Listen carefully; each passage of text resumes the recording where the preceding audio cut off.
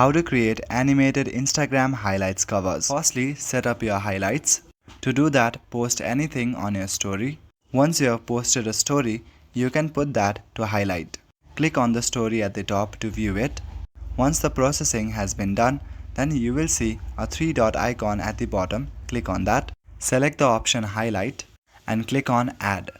Once you do that, then it will be added to your profile. Click on View on Profile. Now click on the highlight you just created to edit. Click on the three-dot icon and select Edit Highlight. To create animated Instagram highlight covers, you can use different applications such as CapCut, Canva, or ChatGPT. In CapCut or Canva, you will need to design your highlight cover by yourself, but with ChatGPT or any other AI tools, you can create it very easily.